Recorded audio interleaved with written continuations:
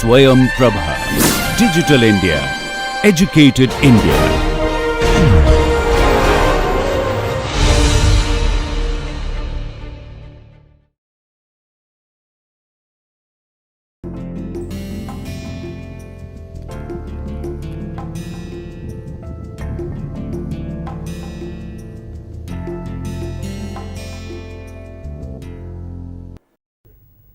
Welcome to lecture number 17. We are going to continue from last lecture, and on this subject of equilibrium carrier densities, this would be the last lecture. After that, we will move on to other topics. So, where were we? Let us see. So, what we had done in the previous lecture was that now we are at a point where if we plot 1 versus t versus log of carrier concentration, carrier concentration on this axis, then we had that if this is the intrinsic carrier concentration, something like this, then I am using just not necessarily same color code in this lecture, but all I am saying is that, and this is the amount of doping. For example, if it is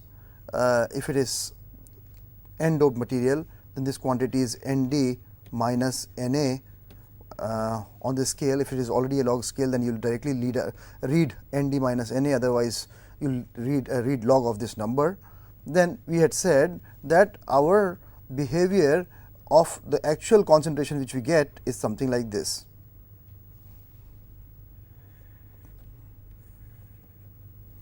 Meaning thereby that beyond this temperature, on this side of this temperature, our material is going to be intrinsic, shown by blue line, and then on this side material will be what we call as extrinsic,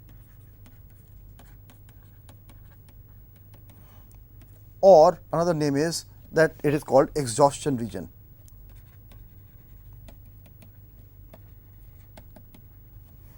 Owing its name, this exhaustion, owing to the fact that what has happened is that if we have EC, EV and some dopant level, then all the carriers which were at this level have also gone to the conduction band, and hence no more carriers can be there cannot be any more carriers, and hence the number of carriers has become saturated. It is in this region that we use these semiconductors. In this region, which is by which I mean this exhaustion region, it is this region, this exhaustion region, we use our semiconductors. And I ended up by mentioning that suppose you have a p-n junction, a semiconductor in which this junction, one side is p semiconductor, other side is n semiconductor. What does that mean? That means that if you keep increasing the temperature, then we know that from this curve here that behavior of semiconductor is going to become intrinsic. If this is silicon and this is also silicon, in that case what will happen? While at these temperature regions in the exhaustion region, this behaves like this region behaves like a p type semiconductor, this region behaves like a n type semiconductor. But if you keep heating it up and temperature goes really high, beyond this temperature, that means you are into this region now, then this semiconductor is also going to behave like intrinsic, and this semiconductor is also going to behave like intrinsic, meaning thereby that since both are silicon, then this junction property will be lost. It will behave as if it is one big piece of silicon all over, and hence this device will stop functioning. Ultimately, these electronic devices function because that there are junctions of p and n or something like that. So you lose the junction if you go to high temperature, and hence intrinsic region is not interesting region where we can operate the semiconductor. The region where we can operate is then exhaustion. Fine, this is where we were last time. Now what we are going to do is, today's lecture will be what I am going to show you in green portion. I am going to show to you that if you continue to reduce the temperature, that means you continue to move on this axis, then the question we want to answer is what will happen to n when temperature continues to become lower and lower.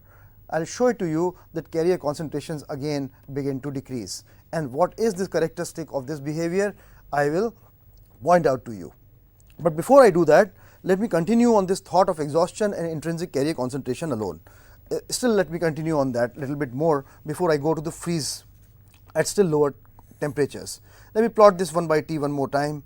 1 divided by T, I am plotting on this axis, and this is log of carrier concentration, maybe log of n if you wish, if we are going to log of carrier n, in which we have this, let us say, this straight line, something like this. This is the intrinsic carrier concentration. That means on this, n is equal to P is equal to Ni. This is the intrinsic carrier concentration, and the slope gives me minus Eg, let me call it 1 for right now, Kt.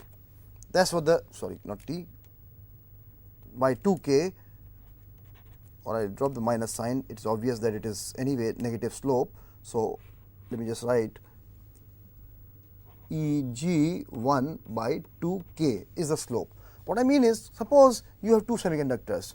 One has a band gap of Eg 1, other Eg 2, and let us say band gap of another semiconductor is, second semiconductor is greater than that of the first semiconductor. Then what will be the intrinsic behavior? Recall that Ni went as square root of Nc Nv e to power minus Eg by 2K, 2kBt. That is what Ni was. Clearly, then if you increase the band gap, then the carrier density will decrease. Further, this slope will become greater and greater. I am avoiding minus sign, I am simply saying more negative slope is what it will become then. Therefore, if I plot also simultaneously plot the semiconductor for Eg2 intrinsic carrier concentration, then I should plot it something like this. If the green line continues like this, then this line should be plotted like this, meaning thereby that at any temperature, this, since Eg2 is greater than Eg1, the carrier concentration will be lower, and notice the slope the way I have drawn is also steeper. This slope of course then will be Eg2 by kBt. Will this slope be then in that case? Okay. If so, now let us do this. If now we say that I have a semiconductor which simultaneously has been doped by, let us say we have a semiconductor which has been doped by some net doping of Nd minus Na. That means is prominently more N doped than more N doped than P doped. That means more donors than acceptors. So, net doping, as we have seen in semiconductor, is Nd minus Na, and under these conditions the carrier concentration N, the majority carrier concentration, P of course will be much smaller, which will be Ni square then by Nd minus Na. There will be a smaller number, and we have given the example on that. So, if we look at this N, which is independent of temperature in the exhaustion region, then that would look like a line something like this. I am again plotting that exhaustion region. Here is my Nd minus Na, of course, Nd minus Na. Remember, whatever I am doing, you could plot this as log of, instead of plotting log of N, you could plot log of P if P is the majority carrier, and then you will write Na minus Nd. It is the same thing. So, whatever I am doing for donors, you could do it for acceptors. That does not change anything. All right. If so, now notice what happens. So, if I look at this behavior, then what do I see? I see that this semiconductor Eg1, which has a band gap of Eg1, for example, let us say this is silicon, and let us say this is gallium arsenide, which has a band gap 1.5 and silicon 1.1, then what will happen?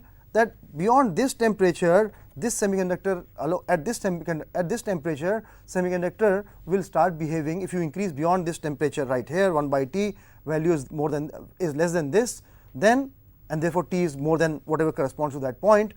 In that case, the semiconductor will start behaving like intrinsic semiconductor that we have talked about. If your Eg2, if you take a semiconductor which has a higher band gap, then that semiconductor would be able to behave like an intrinsic semiconductor to a higher temperature. Of course, have smaller value of intrinsic carrier concentration. Therefore, it takes them a greater temperature to reach same value as Nd minus Na, whatever is in your system, and hence they can operate in exhaustion region for up to a higher temperature. Sometimes in design considerations, you may have to include this as well. So, that is the another point I wanted to make to you, let you know about, want to tell you about before I move on to what is called as carrier freeze out.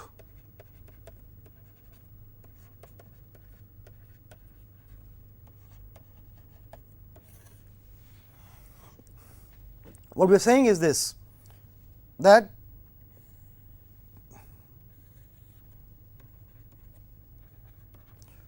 when temperature was high, the dominant mechanism, in fact dominant mechanism was the carriers which came because of this region.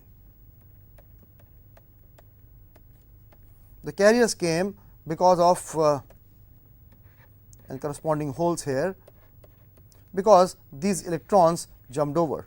Because these electrons jumped over across the band gap, therefore, we got intrinsic semiconductor, and we plotted out this curve right here like this.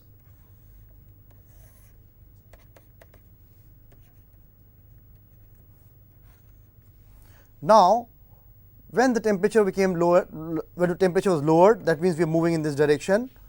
What happened? What at some point of time, this the carrier concentration here was determined by the dopant level. We have ED as the dopant level, and then now what happened was these carriers became, the jumps which became possible were these jumps. Well, not these jumps became possible, they were always possible when this jump was happening, this green one. At that time, obviously this is smaller energy gap, and hence these jumps were happening anyways. These jumps were anyways smaller jumps across the dopant level happening anyways, just that the carrier concentration because of these intrinsic jumps was so high that this number because of this was much smaller. But now as you lower the temperature, the intrinsic carrier concentration, the one because of these jumps qualitatively at least becomes small, and this particular number because of this, which was happening earlier also, becomes the more dominant one, and in that case what happens is my curve starts taking a shape of like this. Okay. Now, you will also recall that I had given an example where I had said that if you have a situation like this, EC, EV, and then let us say I have certain donor levels like this, and I have some acceptor levels like this, and I had said that suppose there are NA of these and suppose there are ND of these, and I had said that, well, this is ED level and this is EA level, this is EA level. Then I had said that if you were to look at a picture at 0K, if you look at 0K, then what happens?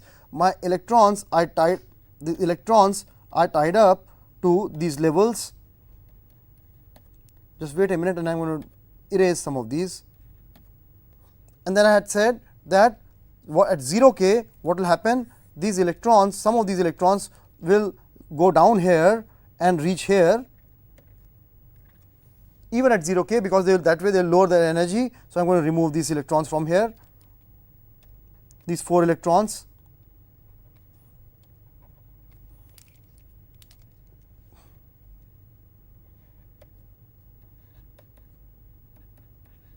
I remove these 4 electrons, but then I am showing you at 0K these 3 electrons at least here still bound to their these electrons right here, here and here, these 3 in this picture is still bound to their phosphorus atom. For example, if phosphorus is a donor in silicon, in that case these 3 electrons are still bound to the phosphorus, as 5th electron is still bound to the phosphorus atom at 0K. Clearly that means in this case we know that the carrier concentration would be very low because nothing is there in the conduction band. So, we clearly know that if we continue to go down in lower temperature, then this carrier concentration must somehow come down, must begin to come down. That we know. What the nature is, whether straight line, how it will come down, that we have to discuss, but that is what is called as carrier freeze out. This is what we mean by carrier freeze out, that even at the dopant level now the carriers will not be able to contribute to conduction, and they slowly and slowly some of these the 5th electrons of phosphorus in silicon, for example, will remain, temperature has become so low that there is not enough energy, thermal energy, to even extract that 5th electron out to the conduction band, and therefore the carrier concentration will again begin to drop down. It is this statistics now we are beginning to learn about. So, that is what I am going to do right now. So, again what we will do is consider a semiconductor in which ND is greater than NA. You are free to consider a semiconductor where I take example where donors are more than acceptors. You are free to take example where acceptors are more than donors, does not matter. In that case, you must talk in terms of P, number of holes per unit volume, but because that is the majority carrier in that case. All right, if it is so, then Fermi level lies close to ED level. We have seen this, and I have gone through very carefully with you that when Fermi level is exactly at ED level, then half of the impurities are ionized. That means, remember this at all in the exhaustion region, all the impurities, temperature was high enough, all the impurities were ionized. Everything had gone to conduction band. But now, if Fermi energy was at, say, exactly at the donor level, then what happens? Half of these donors are ionized and half of them are not ionized. That means fifth electron is still tied to the donor atom. So that's what is going to happen at low temperature. So it's close to ED level at low temperature. So what is the low temperature? Then what would happen in this case is what we will like to try to understand.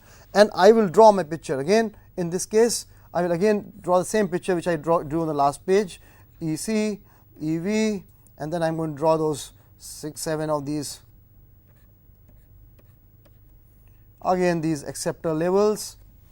So NA is smaller than ND, so I have shown 7 lines, 7 segments here for ED level at ED level, and at EA level I am showing you only 4 because that represents NA, number of such sites per unit volume, and this is ND, number of such sites, number of phosphorus atoms or number of boron atoms in case of Na, number of phosphorus atoms in case of Nd per unit volume, of course, always.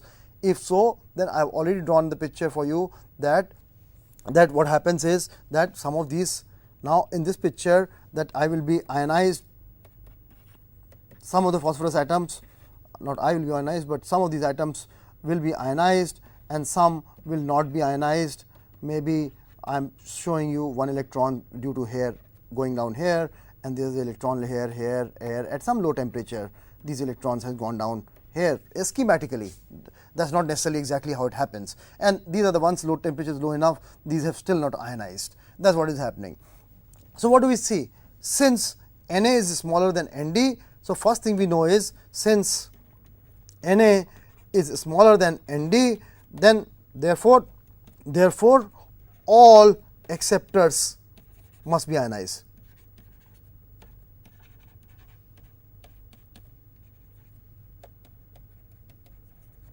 That is, Na should be equal to Na minus, all those which are ionized. Why? You can see that schematically I have shown you, even at 0 K, whatever is all these electrons would have fallen down to minimize the energy, and therefore Na would be completely ionized. The boron would have accepted for example, a boron in silicon would have accepted these electrons and would have become B minus. That means it is ionized, it is having 4 electrons, and clearly that will happen because Fermi energy is lying somewhere close to ED level. Fermi energy is somewhere close to ED level. If Fermi energy is close to ED level, then that also says you have your formula Na minus divided by Na, and you can see that if Fermi energy is somewhere here, we have done this exercise, that means all these Na levels will be ionized.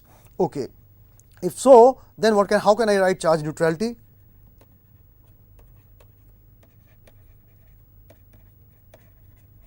If I write charge neutrality, then I know N plus Na minus should be equal to Nd plus.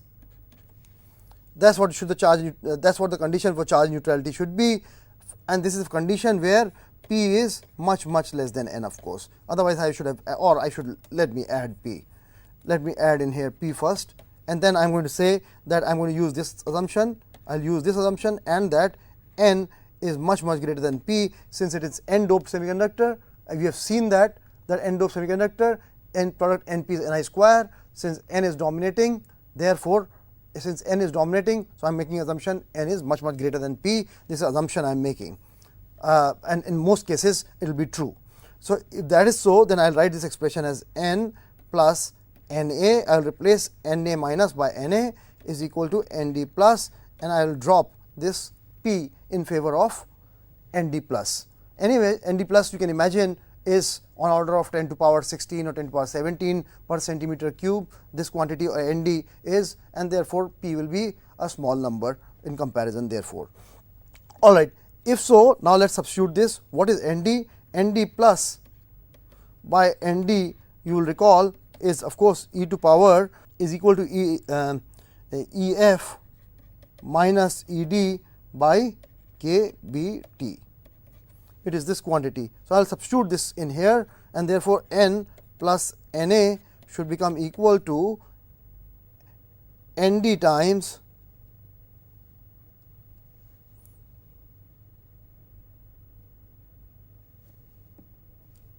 sorry, I made a mistake in this expression right here. So, first let me correct this. That is not the expression as we know it.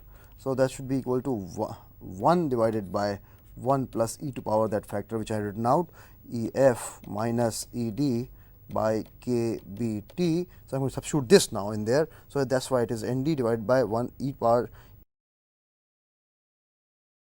Ef minus Ed divided by Kbt. All right. Now, I am going to do this little manipulation in here. N plus Na, I am going to write this as Nd divided by 1 plus e to power Ef minus Ec by Kbt, and I am going to write e to power Ec minus Ed by Kbt is what I will write this as. Now, you will recognize what this quantity is. You will recognize what this quantity is.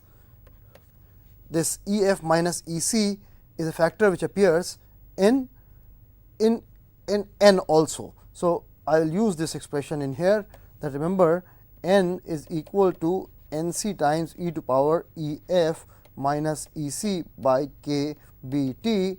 Therefore, I will use this expression in here, and therefore, I will write on next page, I will move this, I will substitute this quantity by N divided by Nc is what I will substitute this as equal to, and then accordingly I will write this expression as N plus Na should be equal to therefore Nd divided by 1 plus Nc divided by N e to power, let us see what is that. So, this quantity we will determine as N by Nc. So, we will substitute in here, sorry, N by Nc, N by Nc e to power E C minus Ed, E C minus Ed divided by Kbt. So, what we are going to do is now separate these terms in here, and I am going to so this way we have gotten rid of Ef at least in this expression, and what I am going to do is write this as N plus Na plus N plus Na times N e to power Ec minus Ed by Kbt by Nc equal to Nd, and hence I will write this as N plus Na times N e to power Ec minus Ed by Kbt divided by Nc as Nd minus Na minus N, and therefore, I will write my final expression will be N plus Na divided by Nd minus Na minus N as equal to 1 by Nc e to power Ed minus Ec by Kbt. So, I have changed the order, Ed is here, Ec is here. So, when I will take it down, take it inverted one inverse of that, then in that case in fact I should not write 1 by Nc, but I should write Nc. NC times, so I should take in there the other side. So, this is NC times, I take this on the right hand side and take this quantity on the left hand side. So, this is NC times e to power, and I have changed the minus sign here. So, this is the expression which we use our governing equation, which using which we will try to understand what the behavior in freeze out is. So, what we are going to do is, first we will take a case, 3 cases we will take. So, case 1, this is green one. Let us consider case 1. Let us take Na to be equal to 0. Thereby, that is, let us say we have doped only with donor atoms, no acceptor atoms are there,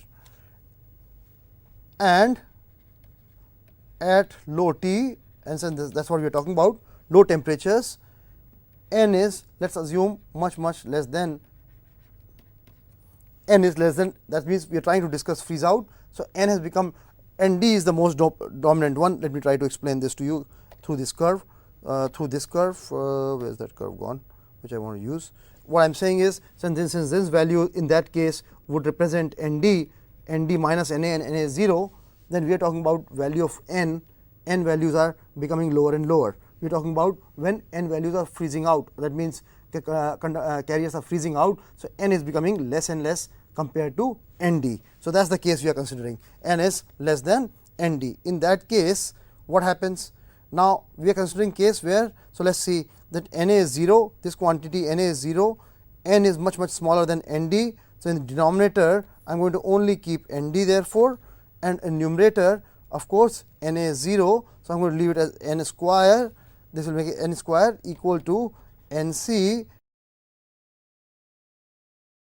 e to power Ed minus Ec by Kbt.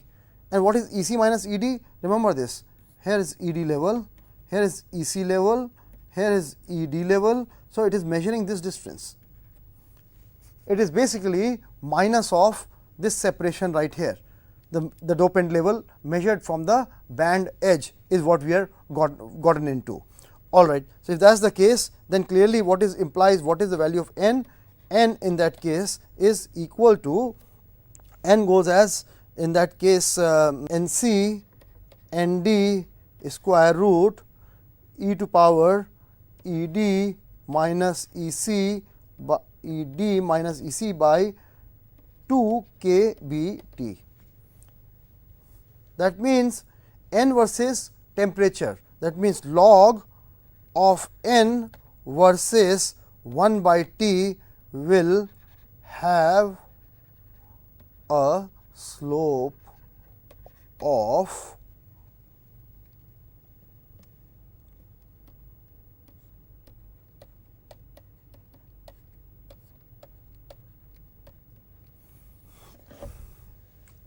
Ec minus Ed by 2K. What does that mean? In intrinsic case, remember this slope was, first of all it will be straight line. First of all, you can see if I take log of N, then I will have a straight line as a function of 1 by T. Second, I will have a slope which corresponds to this gap, just like this out if you wish. So, the way I will plot it out is as follows. So, we will plot it as carrier concentrations as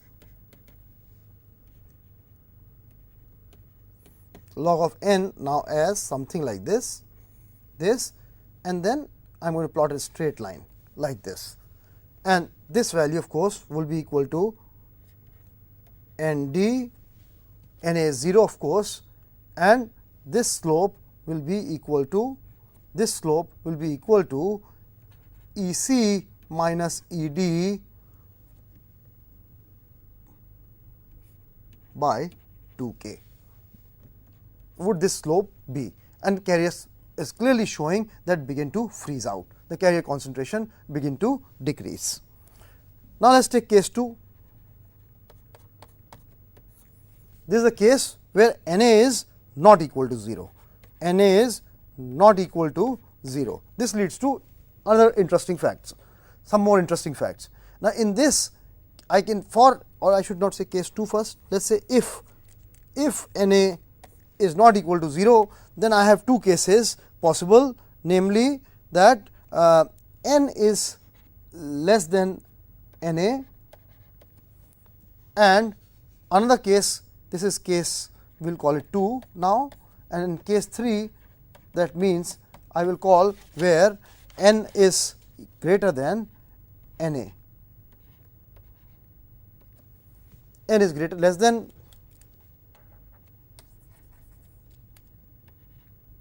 and remember it is always true that Nd is the most dominant one, is greater than Na, and Nd is greater than N also. So, only matter is this is always given in case 2 and 3, then we have question is between N and Na which one is bigger. N is in one case, in case 2 we will consider N less than Na, in case 3 we will consider N greater than Na, and we will see the consequence of this. So, let us write down all these. Nd greater than Na, that is given, and Nd greater than N, this is understood already, and the case 2 is basically where N is less than Na, or much less than, we will make it much less than when we want to make the approximation. So, this is basically the case 2 is what it is we are indicating with. So, if this is so, then remember, let us go back to our expression N plus Na divided by Nd minus Na minus N was equal to Nc e to power Ed minus Ec divided by kBt. All right. If that is the case, now we are going to make this approximation, and we are going to say N is much smaller than Na. In that case, we will drop this N in favor of this Na, and therefore, I am going to write this as N. So, we will approximate this as N times Na. Now, numerator will become N times Na, because I am going to drop this N. This N is much smaller compared to Na, and in denominator I could just simply write Nd, because anyway Na and Nr is smaller, much smaller than Na. That we can always do, because Nd is the most dominant one. Therefore, Nc e to power Ed minus Ec kBt. Again, what do you observe? Log of n versus 1 by t is linear, and slope is C minus Ed by kb. That is the slope now. Earlier we had a slope of 2k, remember 2k. Now what has happened? This slope has become, now this slope has become 1k. Slope has changed. All right. So, this is one when n is less than Na. Before I draw this, let us start looking at also the case where when n is greater than Na, and then we will draw this case 3 also, and then we will draw all these together. So, now let us look at case 3, in which case n we are going to take as greater than Na, all other things remain same, namely Nd is greater than. So, in other words, in this case the order is n greater than Na. In the previous case, of course, the order of things was, therefore, the order of things was Nd was Na was greater than N, N was less than, that was the order of the concentrations. Now, it is Nd, N, and then Na. So, if that is the case, again let us go back to our expression N plus Na divided by Nd minus Na minus N equal to Nc e to power Ed minus Ec by kBt. If so, then we can again make the substitution in here, that this time N is greater than Na. Therefore, I am going to drop Na in favor of N. So, I am going to write this numerator as n square again, and of course, denominator as n d, because n d anyway is greater than either of these two. So, I am going to write this as n c e to power e d minus e c by k b t. Now, notice I have a n square. So, again if I plot log of n versus 1 by t, again what do we notice? It's linear. Second, slope is now again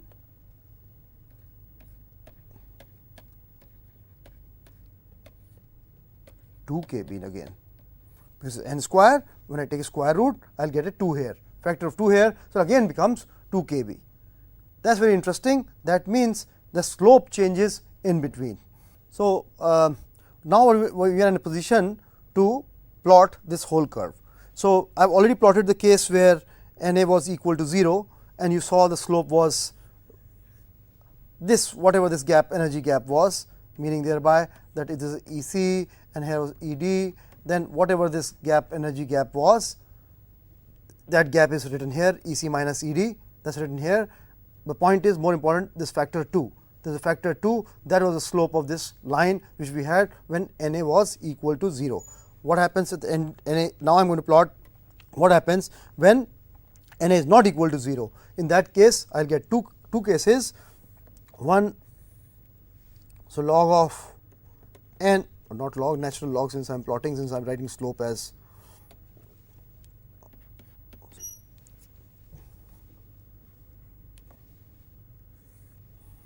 all right. Now, what will happen? Now, we have two cases where when, let us see, right, let us repeat it down. When n is less than Na, then slope is 1 k here, not 2, 1 is appearing here when n is less than Na. So, when n is less than Na, then our slope is becoming, then the slope is, in that case, slope is E c minus E d by k b, and minus sign here, of course. And when n is, this was case 2 and case 3 was n greater than Na.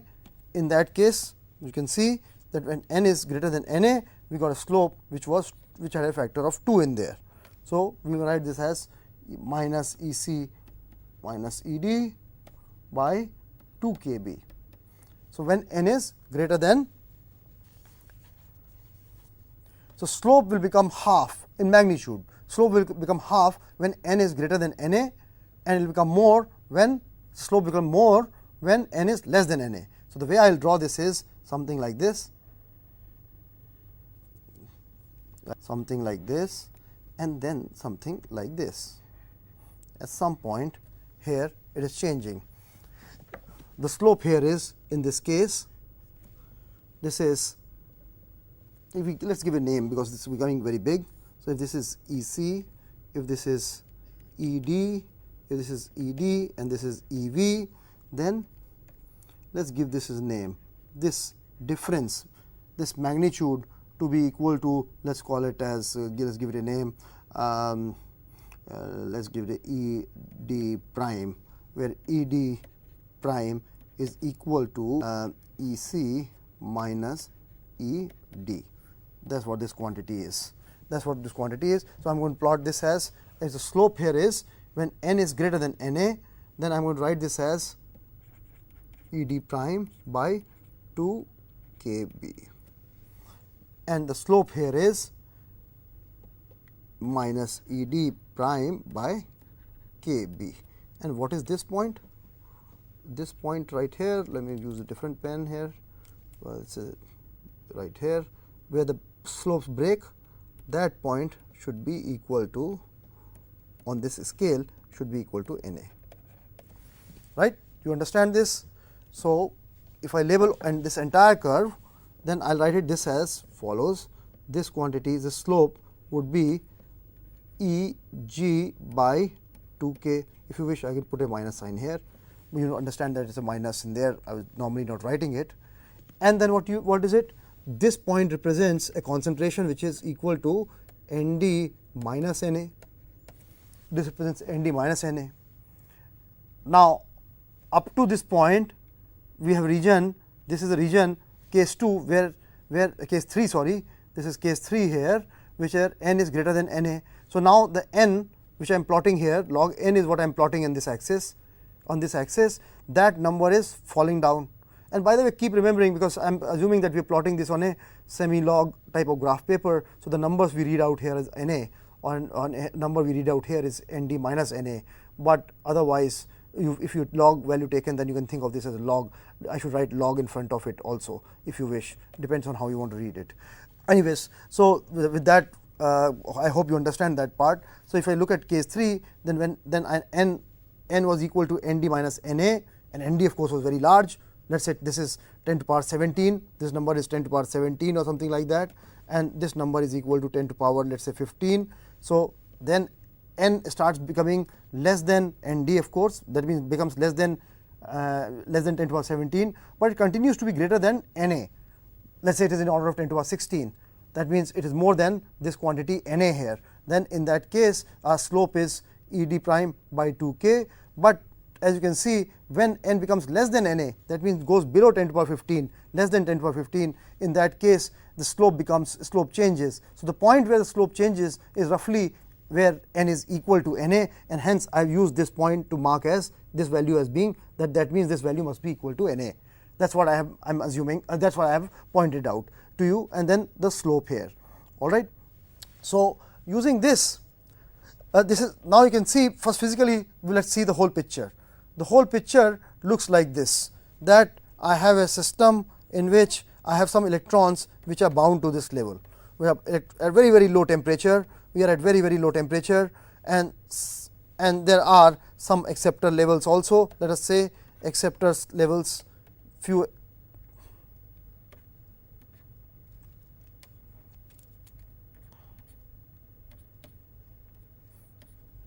there are some acceptor levels also which have these have taken their electrons, they are ionized, and I have only this is a picture at 0k, this is picture at 0k, and we can add here plus also in here. This is the picture at 0k, and what has happened is as we begin to raise temperature, then we start getting some electrons jumping from here to here, and that is what we see in this region here. That is what we are seeing in case 2, and this is the case 2. In case 2 and 3 are these regions where some n, I have shown here 2, some of them have started jumping over to this because temperature is slightly increased, and hence this jumps are becoming possible. As this temperature continues to increase, the point comes when all of these electrons have jumped. When all of these electrons jump, and that is basically the start of this point we are reaching here. Now, as we keep increasing the temperature, these jumps are still not possible, the temperature is low enough, and hence we get into a situation where semiconductor is where carrier concentration remains same, which is, and this quantity is obviously equal to Nd minus Na. This is equal to Nd minus Na. So, we find that carrier concentration remains the same as you continue to increase temperature, and that is Nd minus Na is where it remains to, until temperature becomes high enough that these electron jumps also become possible, and then the behavior becomes intrinsic like behavior. That is the big picture of this semiconductor. But also please notice that this is a very powerful way, this is a powerful experiment. Why I have taught you is this is a good characterization technique. What do you notice? Suppose you measured carrier concentration in a full temperature range from very low to reasonably high temperature. What are the different information can you get? What are the different information you can get out of it? Notice this is essentially Ed prime, you can Ed prime, and this quantity is Eg, this quantity is Eg. If you see from this, you are able to extract just by doing this experiment, measuring carrier concentration as a function of temperature, whole temperature range, things which you can get is you can measure Ed. That means, if you measure this and calculate these slopes, then you will measure this Ed. You will be able to measure these Ed levels. Second thing you will be able to see is that wherever the slope breaks, when you see a break in slope, in that case you see you can measure what Na value is, you can figure out how many of these Na are present in there, what is the number of these acceptor levels present in there. When you see a flat region, you can measure out what is Nd minus Na, you can measure out what is Nd minus Na, and hence you can figure out what this total number of Nd levels are, how many Nd are present in there. And finally, when you go higher in temperatures, you can also measure the band gap of the semiconductor. So in one experiment, you can measure the band gap of semiconductor, you can measure the dopant level with respect to the, you can measure this dopant level with respect to the relevant band edge, that means Ec minus Ed, that gap you can measure, and you are able to do so because there are thermally activated jumps, and there are two types of thermally activated jumps happening, one across this gap and other across this gap, and that is why you are able to measure both these gaps. So Ed prime, this Ed prime you should be able to measure, you should be able to measure the band gap, you should be able to measure Nd minus Na, and you should be able to measure Na. This much information you are able to get out of this one experiment. Only one which you are not able to measure, figure out is what is this energy level, and this of course you are not able to measure because no transition is, no jumps of electrons are taking place between these valence band and the dopant level, acceptor level are taking place. So how could you measure them? So that's the only one. So hence it is this carrier freeze out experiment is a very powerful technique to be able to measure all these quantities. Of course, you would ask the question, how would you measure N? Measuring N is not a trivial exercise. You could measure N using a Hall probe experiment, Hall measurement you can do to measure N. Alternative is that you can measure, instead of N, you could measure possibly conductivity. You could measure possibly conductivity, and since conductivity is equal to N times number of carriers times mobility times the charge, the basic fundamental charge, and if you make assumption that mobility is not a very strong temperature function of temperature, then more or less what you measure by sigma is what you measure in N, if you make that assumption. So this measurement is fairly simple, a 4-point probe like measurement will give you conductivity, and accordingly you can measure N. Therefore, similarly, by the way, I have taken an example where Nd was greater than Na, you could have measured, you could have a situation where Na is greater than Nd, in which case then I would be plotting as a function of 1 by t, I will be plotting log of p, and it will be straightforward enough to say that these curves will look something like this, where actually now I will be measuring Nd here and measuring Na minus Nd here, Na minus Nd, just same analysis you can do. This of course remains the same, it measures Eg by 2k minus if you wish, and what I will be measuring here then in this case would be Ea minus Ev by 2k, and this will be Kb Ea minus Ev by Kb. So these are the quantities we will be measuring just by same analysis. Now in this case it will be log of p that will be plotted in this direction. So you will be able to measure whether it's if it is a p type semiconductor, then this is how you will measure it, or if n type, then this curve is what you will measure out. All right. So this brings us to the end of this. I hope you are able to understand this whole equilibrium carrier densities. Why this is taught is because the reason is this, I have mentioned earlier also. These are equilibrium carrier densities, and from now on our operation range will be confined between these two temperatures. So our room temperature will choose semiconductors, only those semiconductors whose room temperature lies somewhere between these. So room temperature should be between these range, or temperature of operation of that semiconductor must be in this range, because this is the range in which semiconductor devices will be made. This is the range in which semiconductor devices, exhaustion region or extrinsic semiconductor will be with which we will be making these devices.